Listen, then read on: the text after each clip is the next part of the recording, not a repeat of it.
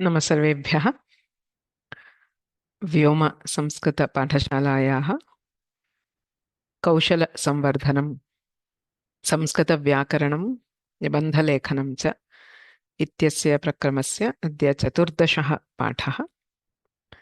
अद्य वयं यण् सन्धिः एवम् अयादि अवादिसन्धिः एतेषां विषये पठामः। गुरुरेव गतिर्गुरुमेव भजे गुरुणैव सहास्मि नमो गुरवे न गुरोः परमं शिशुरस्मि गुरोर्मतिरस्ति गुरौ मम पाहि गुरो। वाक्यकारं वररुचिं भाष्यकारं पतञ्जलिं पाणिनिं सूत्रकारं च प्रणतोऽस्मि मुनित्रयम्। अस्माभिः सन्धीनाम् अध्ययनस्य आरम्भः कृतः। सन्धयः पञ्चविधाः भवन्ति। अच् सन्धिः प्रकृतिभावः, हल् सन्धिः विसर्गसन्धिः, स्वादिसन्धिश्चेति। तत्र अच् सन्धौ नवधा विभज्य अस्मिन् सन्धिविवेकपुस्तके दत्तमस्ति। तत्र त्रयः सन्धयः अस्माभिः अधीताः। सवर्णदीर्घः, गुणः, वृद्धिः। अच् सन्धयः सर्वे आदेशसन्धयः भवन्ति। आदेशम् आश्रित्य सन्धिनाम दीयते। यथा सवर्णदीर्घसन्धौ सवर्णदीर्घः आदेशः। यदा अक् वर्णः तस्मात् परः सवर्णः अक् वर्णः भवति तत्र दीर्घः एकादेशः भवति। अक् इत्यनेन अ इ उ ऋ लृ पञ्चवर्णाः गृह्यन्ते। सवर्णः अक् वर्णः ह्रस्वो वा दीर्घो वा भवति चेत् दीर्घः आदेशः भवति इति सवर्णदीर्घसन्धेः नियमः। सरलः सन्धिः। ततः गुणसन्धिः। गुणो नामकः अ ए ओ त्रयाणां वर्णानां गुणः इति नाम भवति। अवर्णात् इक् वर्णे परे गुणः एकादेशः भवति इति सन्धेः नियमः। तत्र गुणः इत्यनेन इ अवर्णादिवर्णः परतः अस्ति चेत् एकारः, अवर्णात् उवर्णः अस्ति चेत् ओकारः, ऋकारः अस्ति चेत् अर् भवति, लकारः अस्ति चेत् अल् भवति। तृतीयः सन्धिः अस्माभिः दृष्टः वृद्धिसन्धिः। तत्र बहवः नियमाः सन्ति इत्यतः पृथक् कृत्य अस्माभिः ज्ञातव्यं भवति। वृद्धिसन्धौ सामान्यनियमः भवति अवर्णात् एच् वर्णे परे। एच् इत्यनेन ए ओ ऐ औ इति चत्वारः वर्णाः गृह्यन्ते। अवर्णात् एच् वर्णे परे वृद्धिः एकादेशः भवति। वृद्धिः नाम का? आ ऐ औ इति त्रयाणां वर्णानां वृद्धिः इति नाम भवति। तत्र एकार ऐकारौ स्तः यदि तर्हि ऐकारः वृद्धिः भवति। ओकार औकारयोः स्थाने औकारः। ऋकारः अस्ति चेत् सामान्यनियमे ऋकारः न भवति। यदि ऋकारः स्थानित्वेन अस्ति तर्हि आर् इति वृद्धिः भवति। अयं वृद्धिसन्धेः सामान्यनियमः। किन्तु वृद्धिसन्धेः विशेषनियमाः सन्ति। उपसर्गः ऋकारादिधातुः. One common factor to remember vruddhi is the left hand is always akara. There is no exception there. It has to be akara. Now there are some specific restrictions there.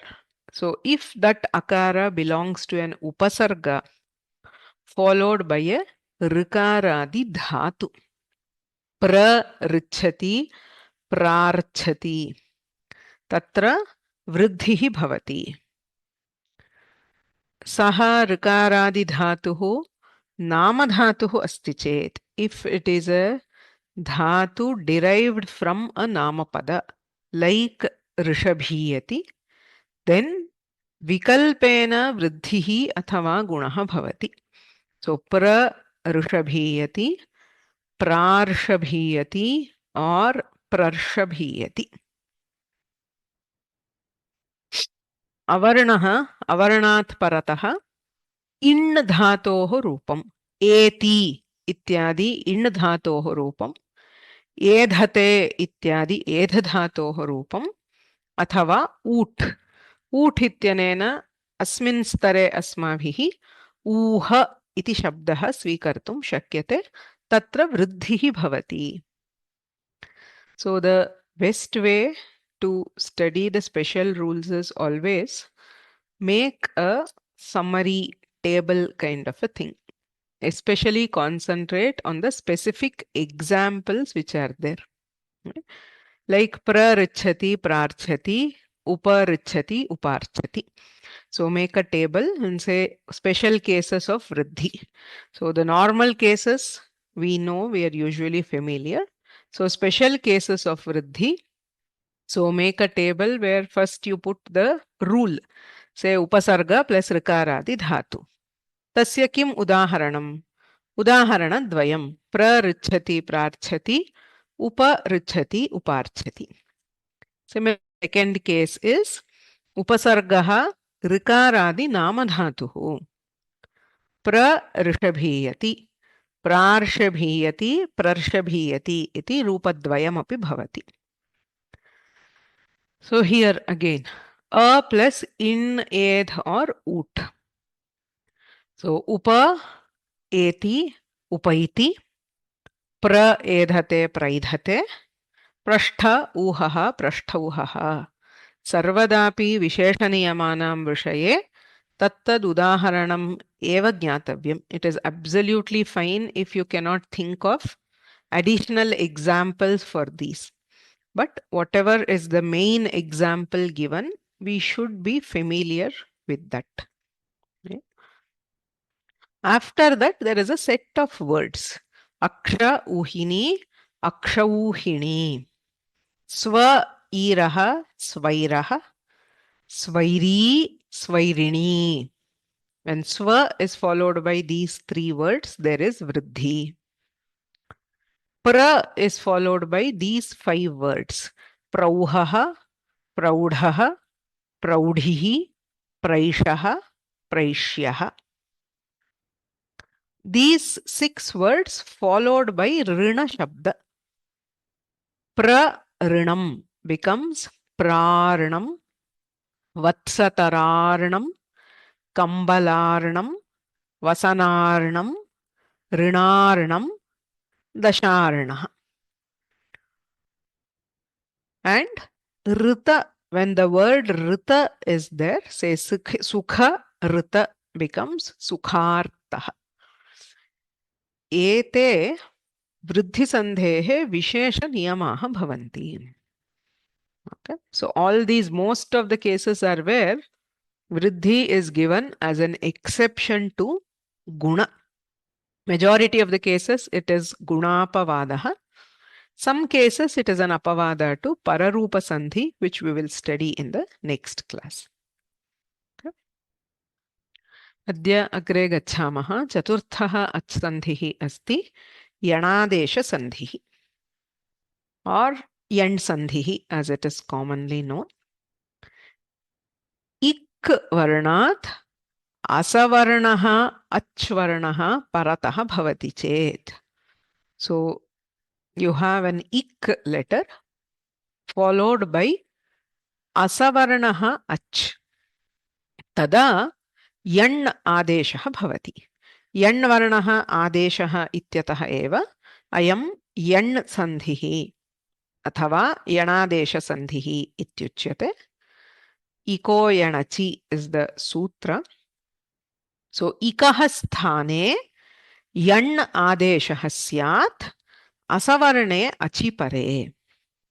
So इक् इति प्रत्याहारः इ उ ऋ लृ चत्वारः वर्णाः.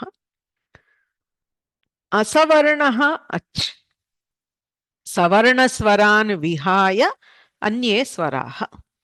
Because we already know if it is savarna, we have savarna dirgha sandhi. Other than savarna, any other ach, if it is there, there will be yan sandhi. Yan ityapi pratyaharaha hayavarat lan. So y, v, r, l. So ikarasya yakaraha, ukarasya vakaraha, ऋकारस्य रेफः लकारस्य लकारः इति यण् सन्धिः.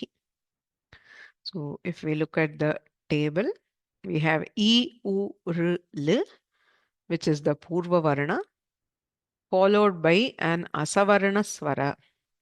The Adesha is Y, V, R, L.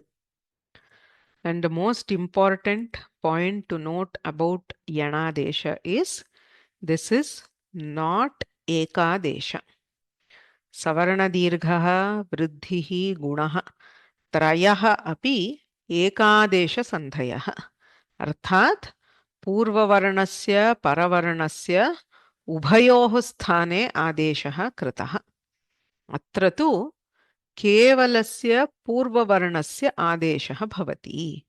So always our code is the red color is what gets replaced and green color is the substitution or adesha. So here the paravarna is only a nimitta. That is, it does not get changed. It has to be there, but it will remain as it is.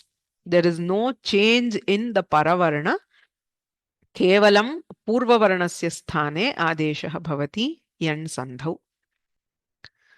दधि अत्र. दधि इति पदमस्ति, अत्र इति अपरं पदम्. The, अ, ध, इ. अत्र अन्ते इक् वर्णः अस्ति. अ, त, ऋ, अ. परतः असवर्णः अच्वर्णः. इकारस्य इकारः सवर्णः, अकारः तु असवर्णः अस्ति. अत्र किं भवति?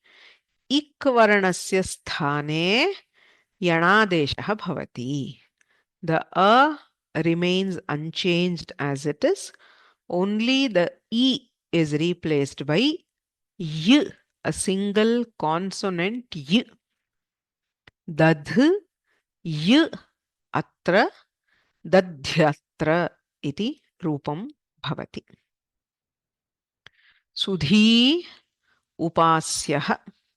अत्र ईकारः अस्ति, तस्य स्थाने यकारे सुध य, सुध्युपास्यः. सुधीभिः उपास्यः इत्यर्थः. सुधीः इत्युक्ते पण्डितः अथवा ज्ञानी इत्यर्थः. ज्ञानिभिः पूज्यः विष्णुः अथवा परमात्मा इत्यर्थः. It is a very famous example in Vyakarana because Sudhyupasyaha is the standard example given for Yan Sandhi. It refers to Paramatma. Madhu Arihi. Atra Ukarah asti. Ukarasya sthane Vakaraha Madhvarihi. Pitru Amshaha. ऋकारस्य स्थाने रेफः भवति. पित्रंशः इति रूपम्.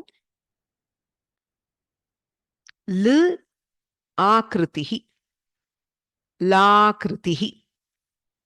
ल, the swara is replaced by the vyanjana l. So lakritihi, the shape of lakara ityarthah. Pitramshah, father's share or a portion. Madhvarihi, the enemy of Madhu. Vishnu killed an asura by name Madhu. So he is known as Madhusudana or Madhvarihi. Yan sandhihi prayah bahu prasiddhah. Kinchid abhyasam kritva agre gachamah. There is nothing special in yan. It is only one general rule. Hemavati. Namaste. Mm. Vadhu akrutihi, vadhvakrutihi. सम्यक्. वध्वाकृतिः ऊकारस्य स्थाने वकारः आदेशः भवति. सीतारामन् महोदय. नमस्ते महोदय. गम्ल plus इति गम्लिति गम्लिति. सम्यक्. So to do the sandhi, if you are not immediately sure, just split the letters. So you have g, a, m, likara. Gaml is the aupadeshika dhatu of gachati.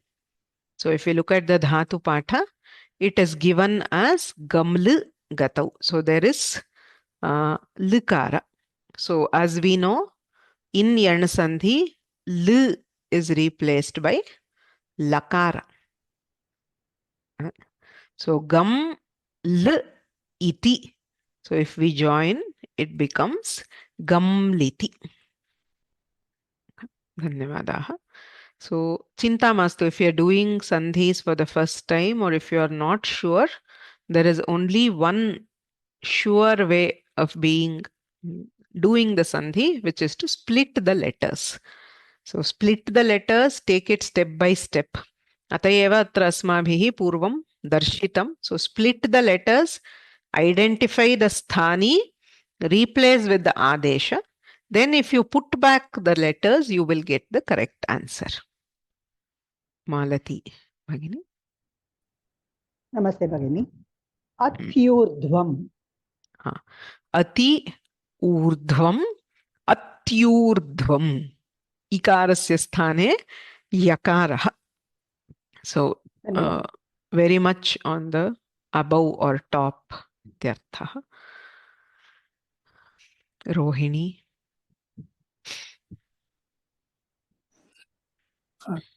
नमस्ते महोदय. दात्र अंशः दात्रंशः.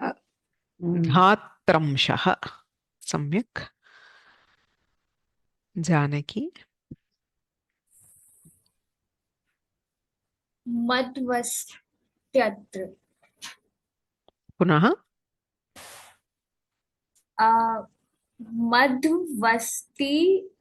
मध्वस्त्यत्र.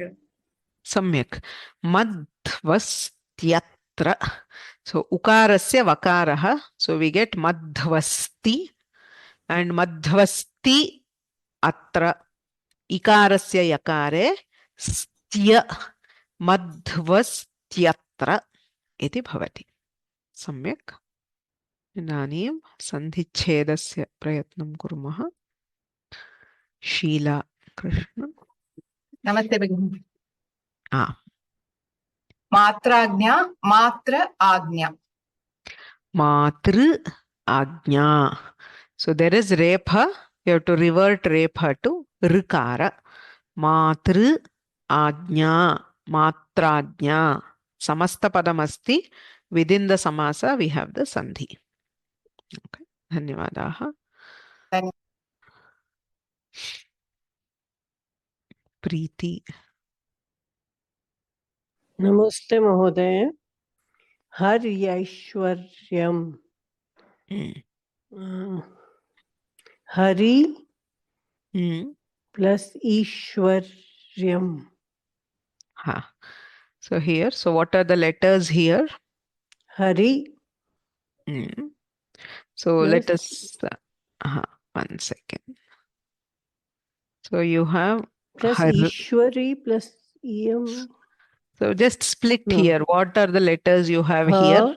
Ha plus A, Ya plus A. Individually. Ha we will leave. Just you take this. What are the letters there?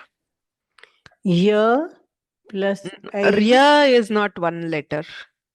Individual letters. Ra. Ya. I. So Ryai is R, Y, I. After that we have Shwaryam. So you just have to, ya is E. E. So you have Hari. Hari Aishwaryam. On the other side, it is Aishwaryam. Because only one letter is there, you have to retain whatever is there after that. Samyak. Dhanyavada Mahoday. Samyak. So Haryaishwaryam is Hari Aishwaryam. Prakash Mohini Bhargava. नमस्ते भगिनी हाँ. घस्लि आदेशः Ghasl Adeshah. So Ghasl is again, it is a particle which is given as an Adesha in Vyakarana. So L What's the meaning? usually, What is the meaning of ghasli? it means to eat. That is, there is a dhatu, ad dhatu, for which we get Ghasl as the Adesha. It means to eat. So for L, there are not many words. Most of them are within Vyakarana, like we have Gaml, Patl, Ghasl, etc. Okay. Ha. Agre. Lakshmi Narayanan. Yes. Sadhu idam. Sadhu idam sadhvidam. Ukarasya vakaraha adeshaha. Samyak. Nagamani.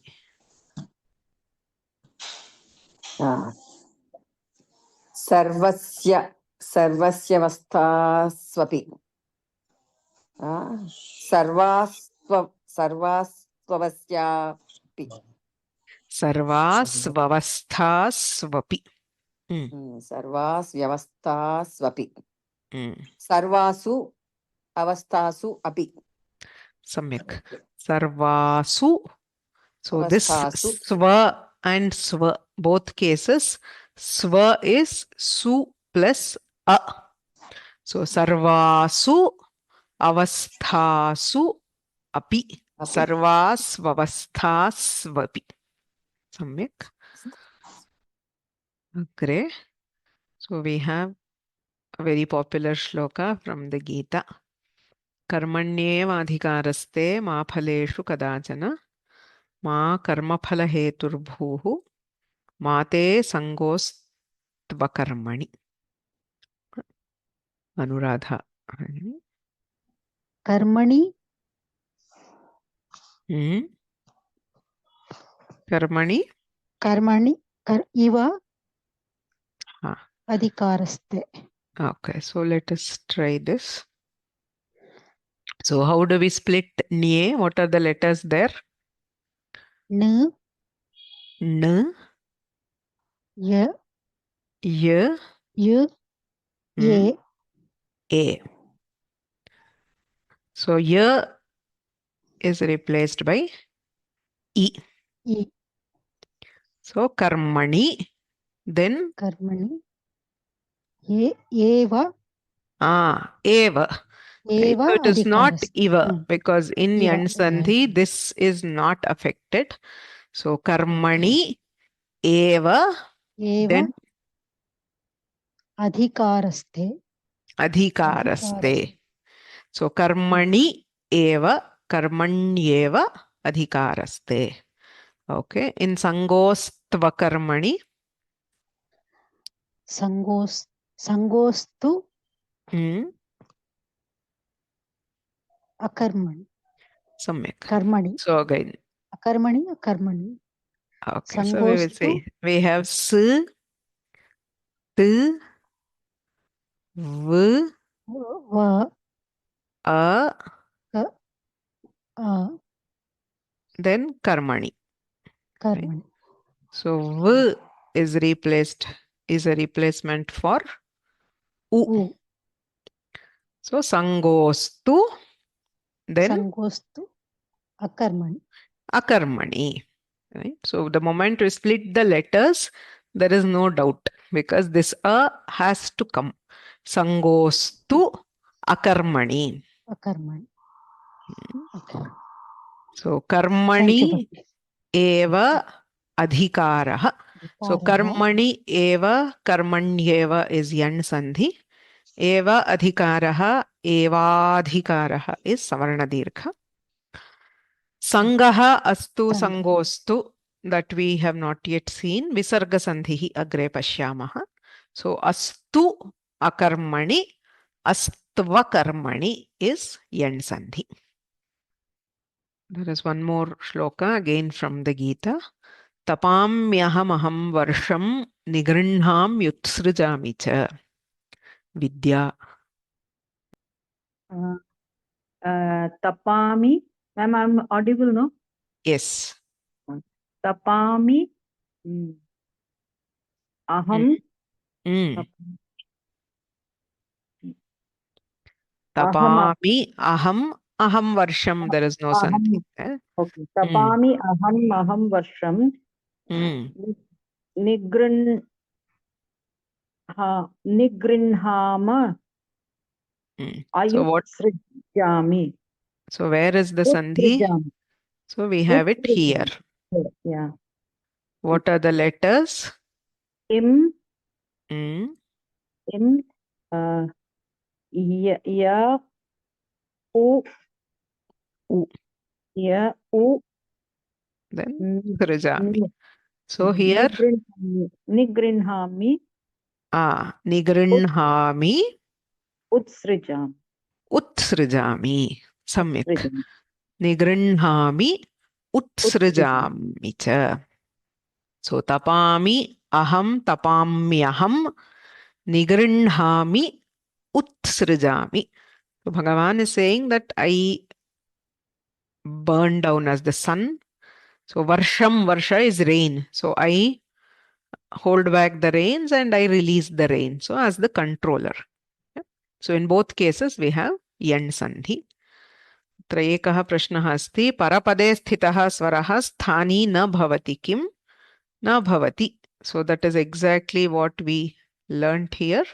So sthani is only the purva varna. Paravarna is not a sthani in yan sandhi. It is only a nimitta which does not get changed. Okay. So we will now move ahead to the next sandhi. So yan sandhi, the only thing is when we are splitting especially, you have to be careful on the second word. Okay. So if we split the letters, then it is much easier to retain the second word as it is correctly. Now the next sandhi, actually normally we study the 5 and 6 as a single sandhi known as yantavanta desha sandhi or ayadi sandhi. For clarity, especially for introducing a couple of special rules, asmin pustaketu dvedha vibhajya dattam asti. It does not make a difference. So the first sandhi as given in the Chittur book is ayaya desha sandhi. Okay. Ay adesha. Saralam namatu. Ay adesha. So yasmin sandhau ay adeshah bhavati saha ayayadesha sandhihi. Kada bhavati ekarasya ayadeshah aikarasya ayadeshah. Kada bhavati achi pare, when followed by any ach. Okay. So the sutra is called echo yavayavaha. Ekarasya aikarasya cha kramat ay adeshau syatam achi pare. So when ach is any swara. Okay, it could be the same swara also. Ekarasya ekare pare api ayameva sandhihi bhavati. Yatohi atra savarna dirghasya prasaktihi nasti. Savarna dirgha is only till a, I, u, r, l. There is no savarna dirgha for a, o, I, au. So whenever followed by any swara, whether savarna, asavarna, anything, a is replaced by ay, I is replaced by ay. Okay. So atrapi ekadeshah nasti. Yatha yan sandhihi तथा अत्रापि पूर्ववर्णस्य एव आदेशः भवति. So only the Purvavarna is the Sthani.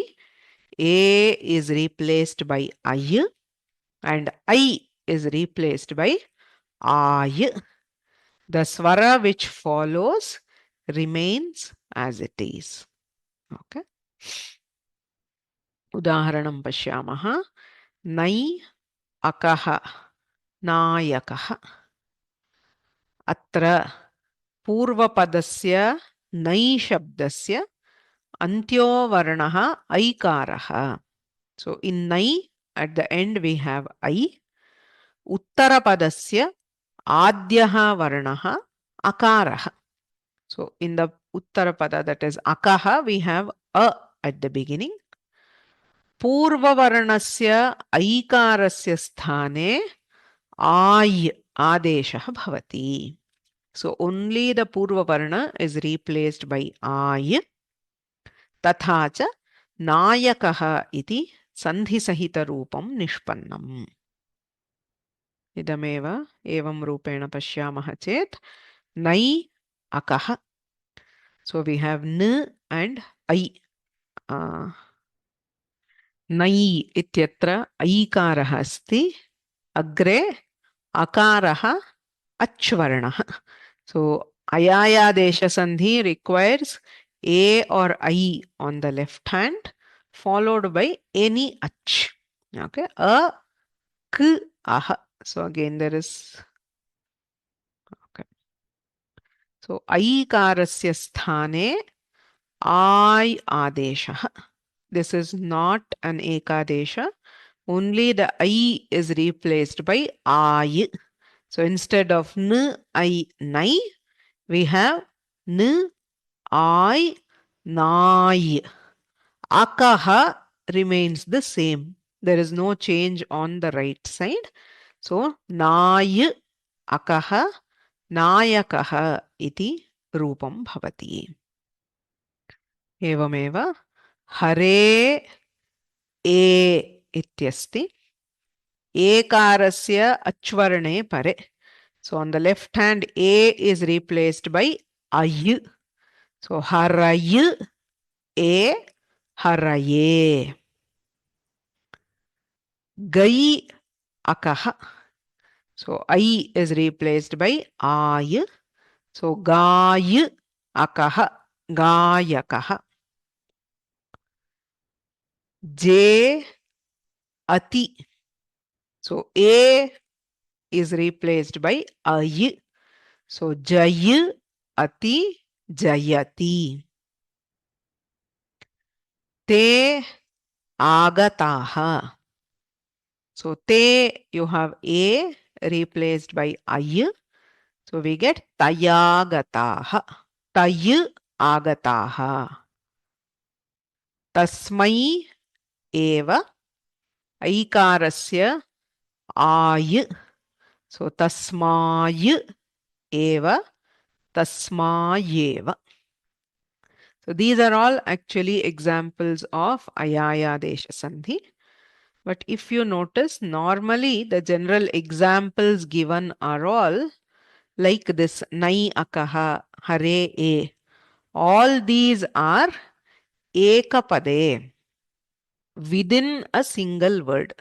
So as we saw in the introductory classes, sandhi need not always happen between separate words. Though normally, because at beginner levels for understanding, we take meaningful words.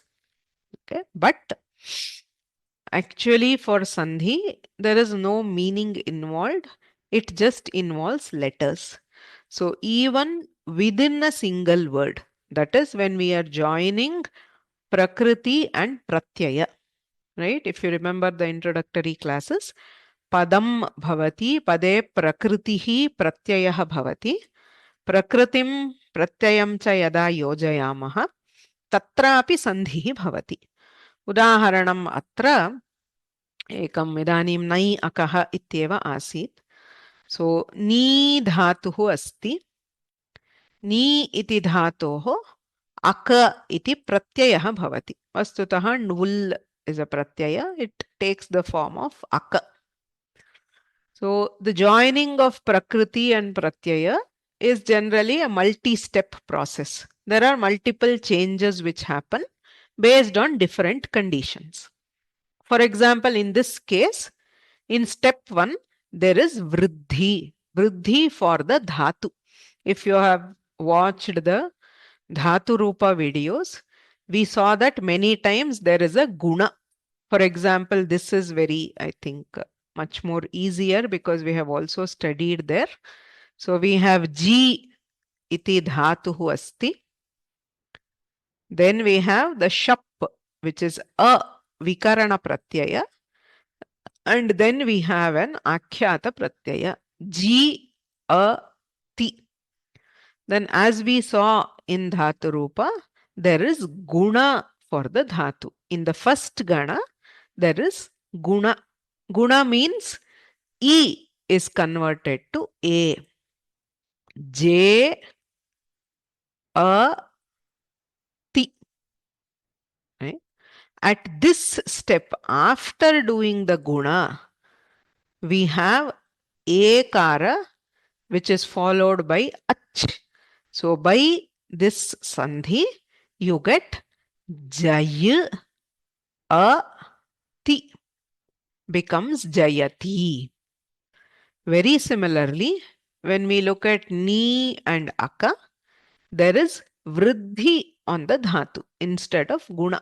Where to do guna, where to do vriddhi, we will learn when we study Paninian grammar based on the pratyaya. For some pratyayas, we do guna. The same ni dhatu, if you have ni a ti, we do guna. Ne a ti nayati. But when followed by aka pratyaya, there is vriddhi. So vriddhi gives nai aka. Then at that stage, we do ayaya desha sandhi and we get nayaka. Similarly, this hari shabda, all these examples, though it seems a bit difficult to understand, all these are when joining prakriti pratyaya. We have hari shabda. Hari shabda in chaturthi vibhakti. A is the pratyaya. Hari and A. Here also there is guna for the pratipadika. Guna is always ekara. So you get hare A. Now what do we do? Because there is ekara followed by yasvara, there is ayaya desha sandhi to get haraye. So the standard examples given for ayaya desha sandhi or yantavanta desha sandhi, they always give the example of prakriti and pratyaya.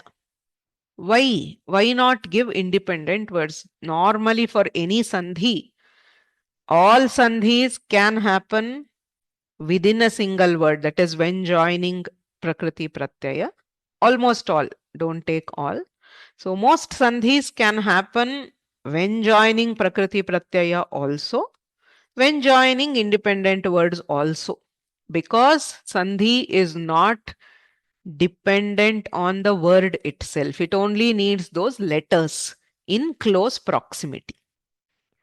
For ease of understanding, normal examples given are all independent words.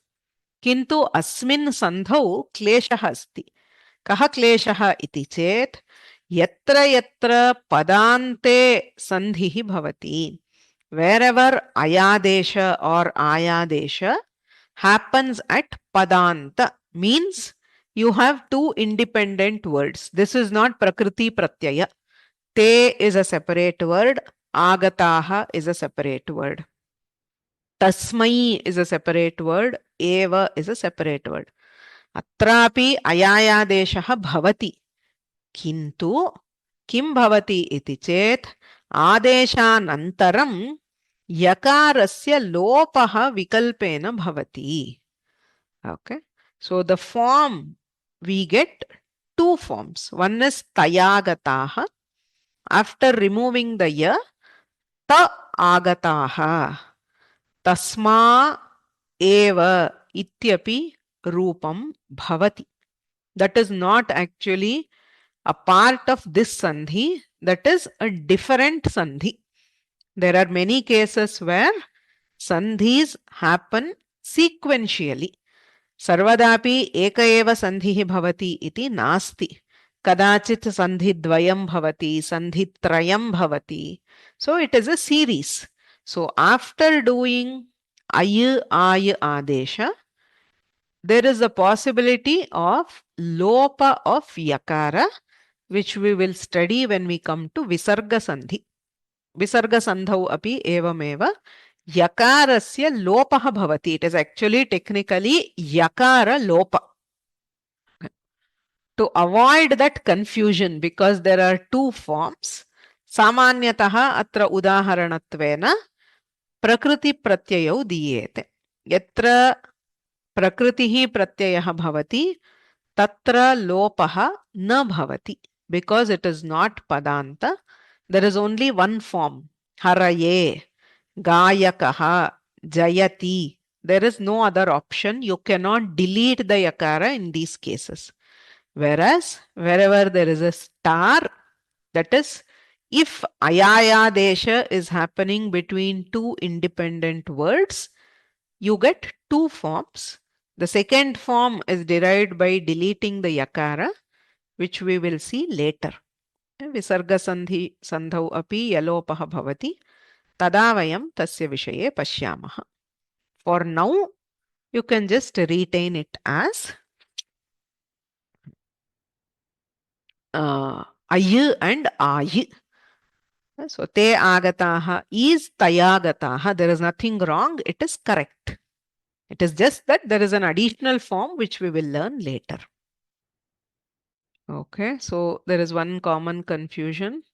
When I said this G a T, where there is guna, this is not guna sandhi, not a plus ik being a. This is not sandhi karya. We are not doing guna sandhi here. So people are asking there should be yan sandhi or guna sandhi is an ekadesha. This is not guna sandhi. So remember, guna independently is different. Guna sandhi is different. Guna sandhi is where if there is akara followed by ikara or iurul, there is ekadesha of guna. That is only one instance of guna. There are cases where guna is given only for the dhatu. It is not a sandhi. Dhatu gets guna, which means ikara is replaced by ekara. That is all. It is not a sandhi, not ekadesha. So the a will remain as it is. So it is not e plus a is a. So that is not a sandhi karya at all. Okay. So please don't get confused with guna sandhi and just guna. Guna is a karya which happens in multiple cases. Guna means a guna letter, A, O or Ar is the adesha. To what is it the adesha? There are many cases of guna. What we study as guna sandhi is only one of them. Here it is not guna sandhi. Neither guna sandhi nor yan sandhi happens here. The dhatu gets guna, which means the ikara of the dhatu is replaced by ekara. The vikarana pratyaya remains as it is. So idam tu maya kevalam jnanarthameva pruchyate. So there is one question on how are questions asked in the exam. See, there are two kinds of questions in the exam. One will be, you will be given a sandhi. You have to explain. Say, if you are asked to explain guna sandhi, you have to tell the rule and give examples. The other is if you are given a word, you have to split or join the sandhi. So when you are splitting or joining, you don't need to explain. You just have to say it is vriddhi or guna or whichever is the sandhi. If you are asked to explain the sandhi, then you have to state the rule in one sentence and give one example. Astu. Agre gachamah. Ayayadeशस्य कश्चित् विशेषविधिः अस्ति. It is applicable to only 2 words. It's a special vidhi. So, kshi dhatu and ji dhatu. Kshi kshaye is to decrease or to be destroyed. Ji is to conquer. So, here again, kshi becomes kshe by guna. Ji becomes je. When these 2 dhatus are followed by ya, that is yat is a pratyaya in the sense of possibility. Shakyarthe. So when there is kshe and yam, this ya is yat pratyaya, which means kshetum shakyam, that which is possible to reduce. Ityarthe, there is a pratyaya. This is a krit pratyaya. There is a dhatu and a krit pratyaya. Now here you have ekara, which is followed by yakara. Yakara is not a swara. So by the normal rule of ayayadesha, we will not get the adesha. But this special rule states, in this case, when kshe is followed by ya, if the meaning is possible, that is possible to reduce. Some cases it may not be possible, right? Say I want to maybe reduce electricity bill in summer. It may not be possible because the consumption is more. So possible to reduce. Asmin arthe kshe yam ityatra ekarasya ayadeshah bhavati. So kshe becomes kshay. We get kshayam. Kshayam means that which is possible to reduce. Similarly, jayam, jayam, ekarasya ayadeshah bhavati. Kaha arthaha? Jetum shakyam, possible to conquer. So kshayam, jayam are 2 words you have to remember. There is no other word, no other example for this rule. So kshe yam becomes kshayam if the meaning is kshetum shakyam, possible to reduce. Jayam becomes jayam, which means jetum shakyam, possible to conquer. Otherwise, if it's a different meaning, so ksheyam, jayam will remain as it is.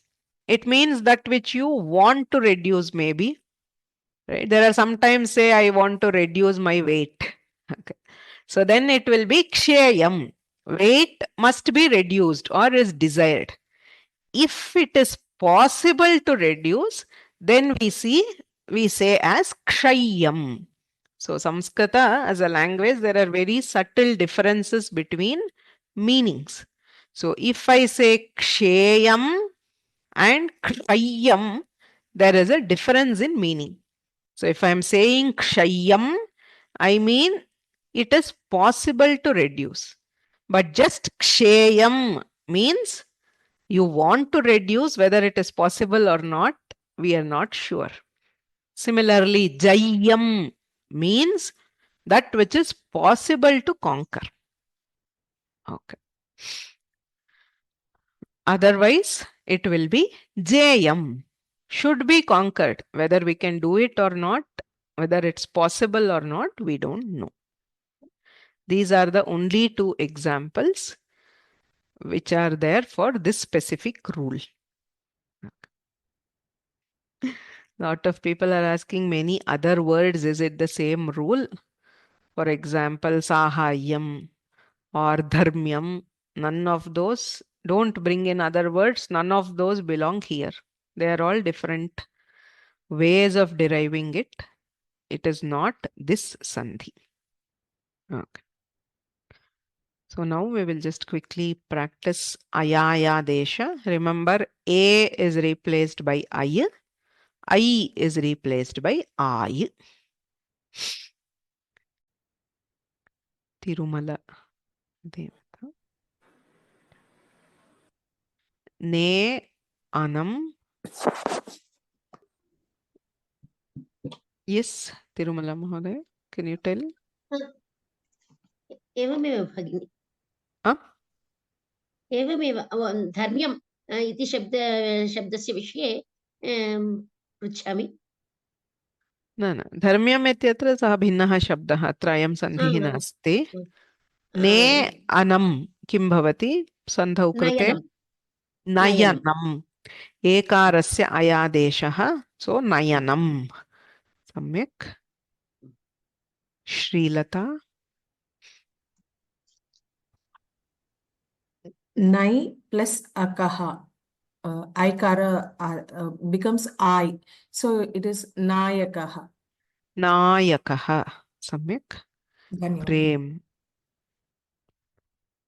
प्रेम महोदय. आं भगिनी नमस्ते महोदय. हाँ. सर्वैव. सर्वे. What is the adesha? Aya sarvayava. Sarvay. And Yeah. then what is on this side? Sarvaiva. Sarvayeva. Y becomes not sarvaiva. Sarvayeva. Sarvayeva. You have to tell it with the yakara and a. Sarvayeva. Sarvayeva. Dhanyawada bhagini. Samyak. So as I said, there will be another form, but let's not worry about it now. Prasanna A.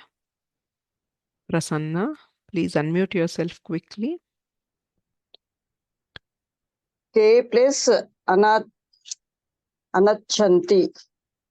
Agachanti. Agachanti. Sorry, ma'am. K plus agachanti.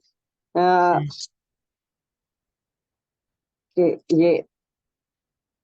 Kayagachanti. Samyak. So K becomes Kay.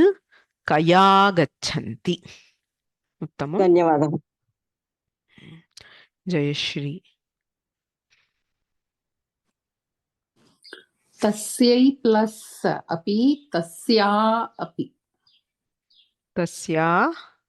Api. I know. If we do Tasyai api. Tasyayapi. After we remove the yakara, yes, it becomes, but as of now, tasyayapi ityevam bhavati. Samyak. Okay, sorry.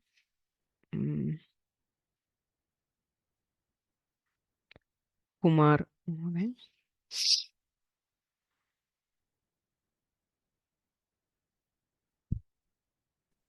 Dai akaha. Dayakaha. Ay is I. So dai akaha. Dayakaha. Dayakaha. Okay. Chitra. Kavaye. Kavaye. It is kai. Aye. Okay. So this is, you have ayu here. So ka, va, yu and a. Okay. So ayu, what is the sthani for ayu? Aye is a. A. So what will it be here? K. K plus a. Kavu, ayu, a. So instead of ayu, you have a. So kavi plus a. Where is e? You have ka, v, a. So what So is the sthani? sthani we have done. Ay is, the sthani is a. So what do we get when we join kav and a? Kave. Kave, a, kavaye. Kave plus e. Okay. Like hare plus a, haraye. Kave Kave. plus a is kavaye.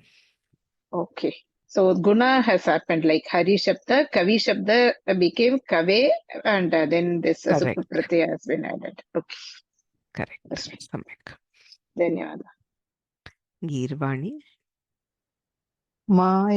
Gayanti. I. Gai. Anti. Samyak. Gai, anti, gayanti. I is replaced by I. So gai, anti, gayanti. Malini. Malini Peshwa. Na shruyate. Ramakrishna. Please unmute yourself.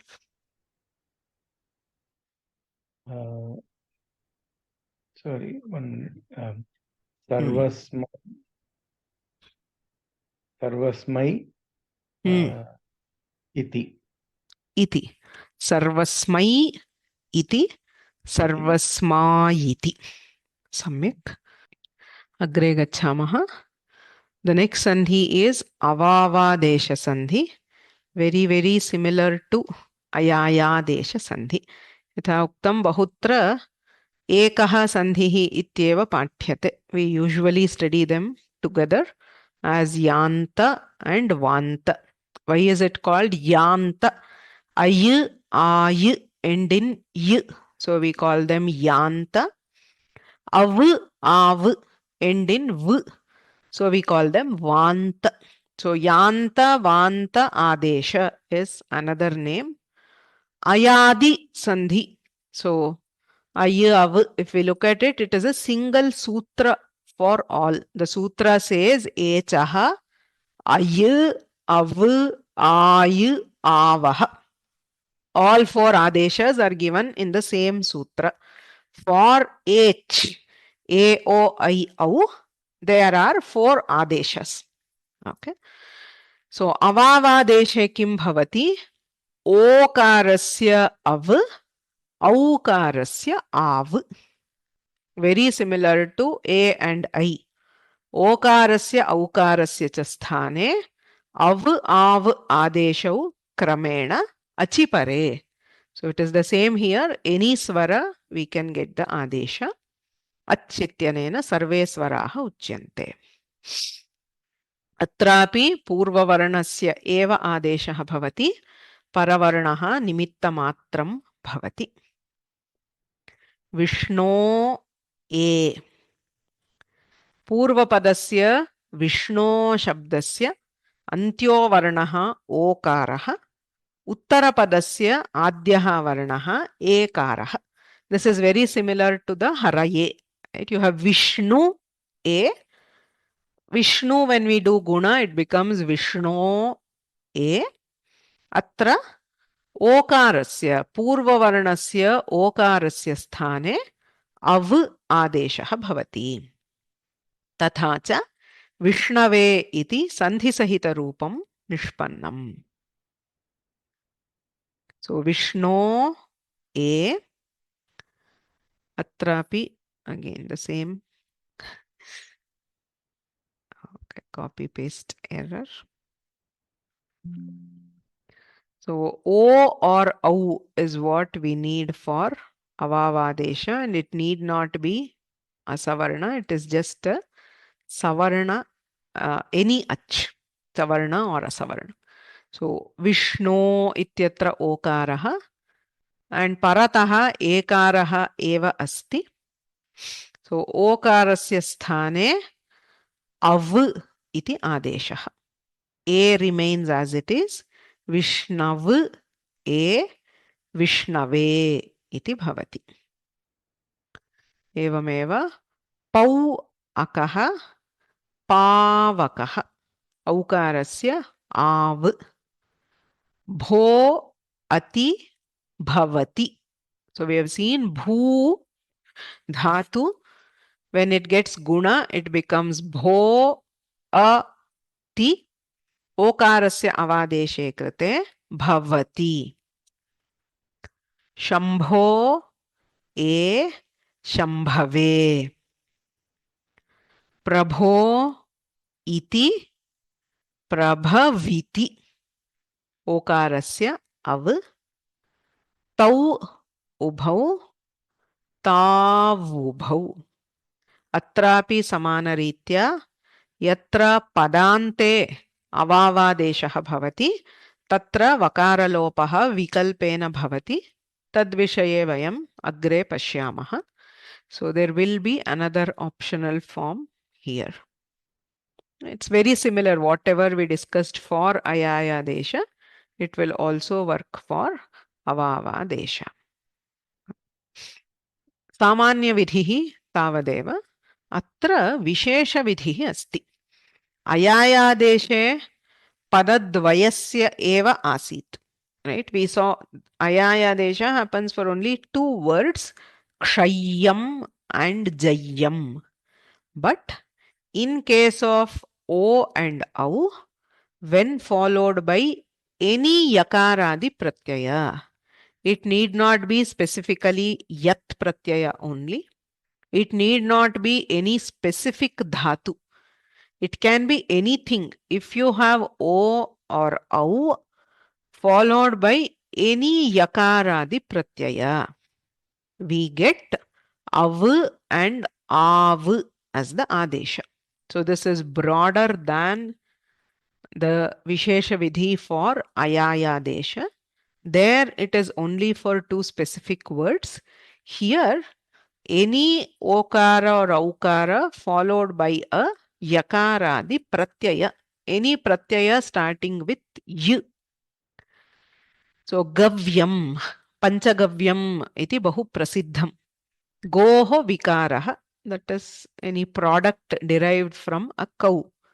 So you get go and yat. Yat is a tadhita pratyaya. So when o is followed by ya, okarasya avadeshe gavyam iti bhavati. Evameva nau yam. Nau shabdat yat pratyayah. Nava taryam. Nau means a boat. That which can be crossed by a boat. Taryam means can be crossed. So navyam.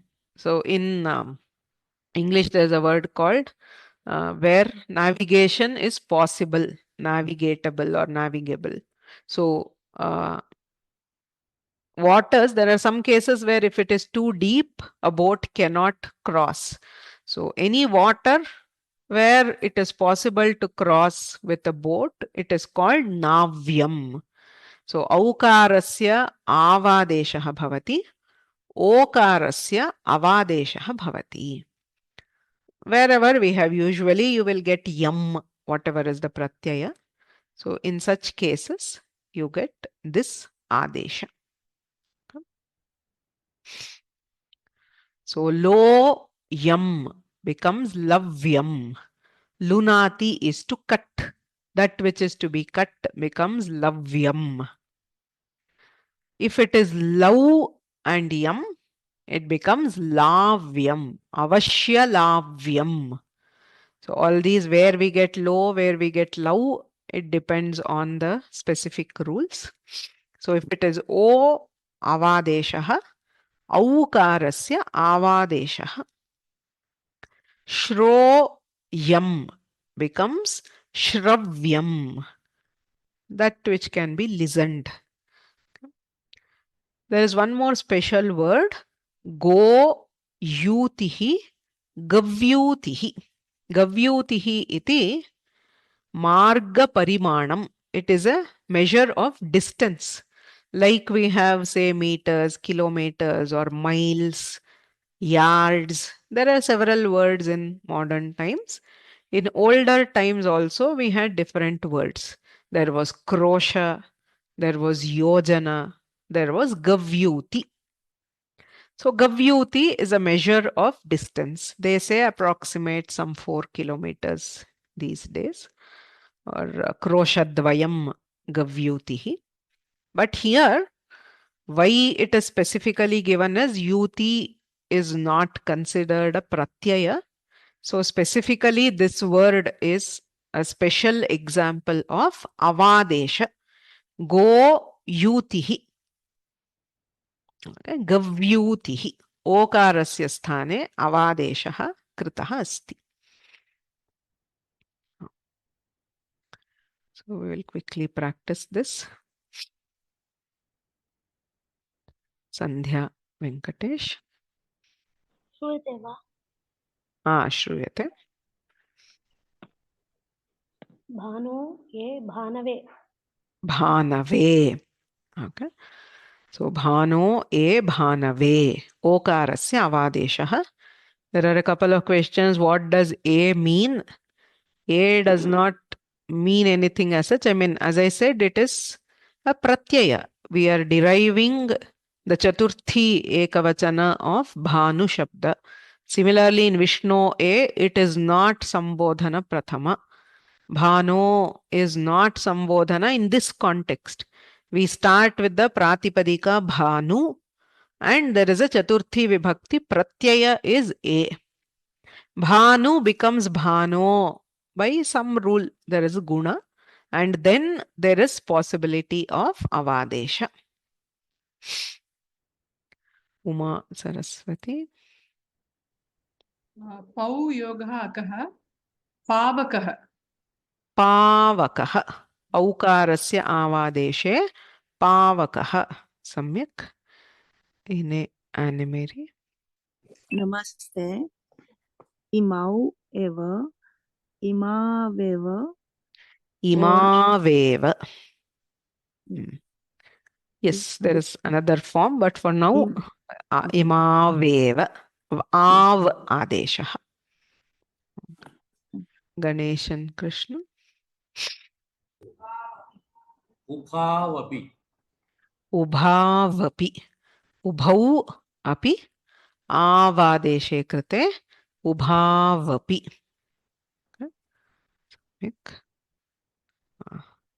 KLN Acharya. Po anaha. Pavan. Pavanaha. Pavanaha. Pavanaha. Samyak. O is replaced by av. So, O anaha. Pavanaha. Uttamam. Dhanyavadaha. Vijayalakshmi R. असौ इति. नमस्ते भगिनी. असाविति असौ इति. असौ इति असाविति. उत्तमं. कामेश्वरी. कामेश्वरी भगिनी. श्रीरञ्जनी भगिनी. असौ इति. No, next one. Gurave. One असौ second. इति. Gurave. गुरुः गुरुः वे. There is no guruhu. So we have gu, r, av, ye. a. So what is the sthani for av? When do we get avadesha? For which letter? Ukaret. Okara. Okarasya avadesha. Guruः ave. Guro. No ave. No ave. Guru Ave. ye. Av has been replaced by o. So guro a gurave. Gurave. Samyak. Next, Sri Ranjani. Ka ubau. Ka ubau. Ko ubau. So we have k, Av and then Kav. What do we have after that? Bau. Ubau. Bhau. K, A, V, U, and then Bhau. Right? Kavu. So, Av. What is the sthani for Av? K. Av. When do we get Av as the Av. Adesh? O. Okarasya Av. Av. So, when do we get Av? Aukarasya. Aukarasya.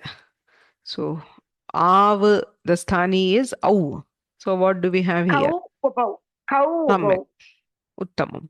So, Kau Ubhau Kau becomes ubau. Kav Ubhau. Kau Ubhau. Uttamam. Thank you. Rajeshwari. नमस्ते भगिनी भावुकः भौ अकः भावुकः